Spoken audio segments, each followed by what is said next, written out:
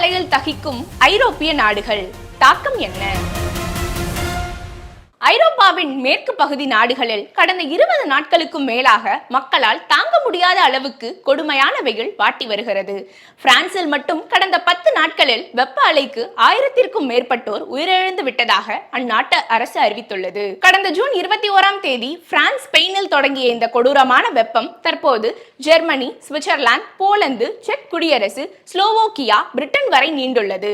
40 degree செல்சியஸுக்கு மேல் சுட்டெரிக்கும் வெயிலை தாங்க முடியாமல் மக்கள் தவித்து வருகிறார்கள். பிரான்சின் பல்வேறு நகரங்களை கொடும் வெயில் மக்களை வாட்டி எடுத்து வருகிறது. சில நகரங்களில் அதிகபட்சமாக 44 டிகிரி செல்சியஸ் வரை வெப்பம் பதிவாகியுள்ளது. ஜெர்மனி, சுவிட்சர்லாந்து உள்ளிட்ட நாடுகளில் அதிகபட்சமாக 41 டிகிரி செல்சியஸ் வரை வெப்பம் நீடிப்பதால் மக்கள் பெரும் அவதிக்கு ஆளாகிறார்கள். ஐரோப்பாவின் மேற்கு பகுதியில் இருக்கும் நாடுகள் ஆண்டின் பெரும்பகுதி காலம் குளிர் மற்றும் உறைபனி ஆகியவற்றிலேயே இருக்கும். கோடை காலத்தில் மட்டும் இங்கு வெயில் இருக்கும். அதுவும் உடலுக்கு இதமான வகையில்தான் வெப்பம் இருக்கும். இதனால் இந்த நாடுகளில் உள்ள வீடுகள், அலுவலகங்கள், ஹோட்டல்கள், பள்ளிகள், கல்லூரிகள் குளிரை தாங்கும் வகையில்தான் அமைக்கப்பட்டிருக்கும். வெயில் பெரிதாக இருக்காது என்பதால் ஏசிக்கும் பெரிதாக எந்த வீட்டிலும் அலுவலகத்திலும் வேலை இல்லை. ஆனால் இப்போது நிலவும் கொடும் வெயிலை சமாளிக்க வீட்டுக்குள் ஏசி கூட பொருத்திக் கொள்ள வேண்டிய நிலைக்கு தள்ளப்பட்டுள்ளனர். வீட்டின் உத்தரத்தில் மின்விசிறி பொருத்த வசதி இல்லாததால் டேபிள் மின்விசிறிகளை மக்கள் நம்பியுள்ளனர். பிரிட்ஜ், அணு உலை, ரயில் போக்குவரத்து ஆகியவற்றின் இயக்கம் பிரான்ஸ், ஜெர்மனி நாடுகளில் வெயில் காரணமாக நிறுத்தப்பட்டுள்ளது. பல்வேறு சூப்பர் மார்க்கெட்டுகளிலும் பிரிட்ஜ் வேலை செய்யாமல் பழுதாகிவிட்டால் பால், இறைச்சி, பன்னீர், பாலாடை போன்றவற்றின் விற்பனையும் நிறுத்தப்பட்டுள்ளது.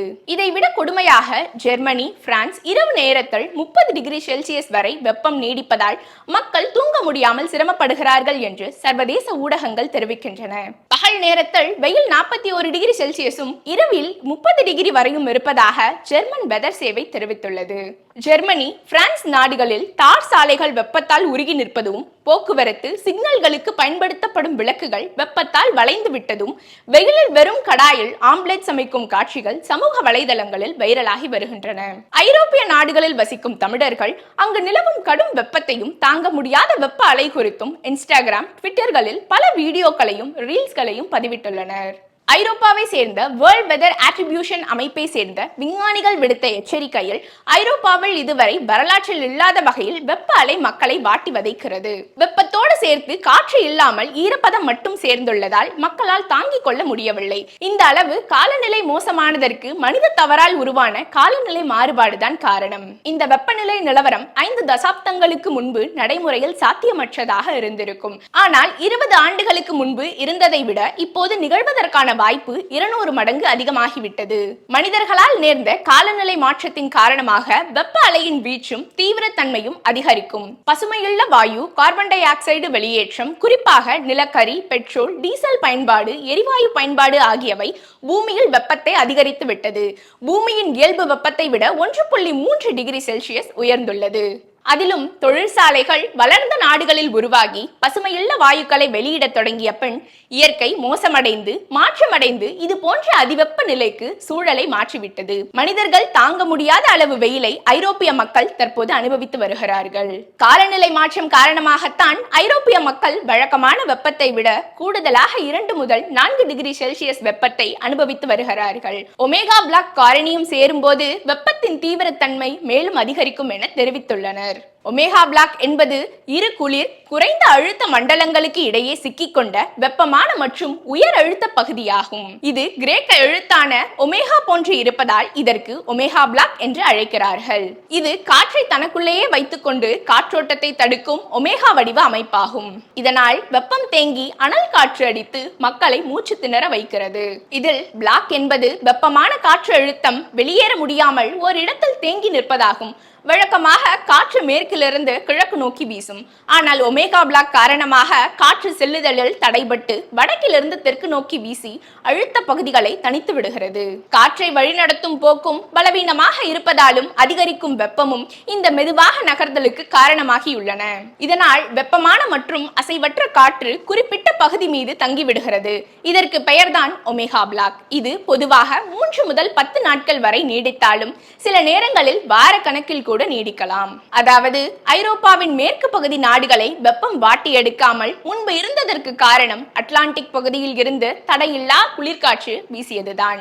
ஆனால் ஒமேகா பிளாக்கின் போது அட்லாண்டிக் பகுதியில் இருந்து குளிர்காற்று தொகுதிகள் இப்பகுதிக்குள் நகர்வதை தடுக்கிறது. உயர் அழுத்த மண்டலம் இருப்பதால் மேகங்கள் மற்றும் மழை உருவாவதையும் தடுக்கிறது.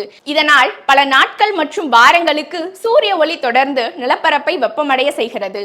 மழையின்றி வானம் தெளிவாக இருக்க வைக்கும். இதனால் இரவு நேரத்தில் கூட காலநிலை குளிராக இருக்க விடாமல் வெப்பம் அலையும் காற்றும் தடுக்கின்றன.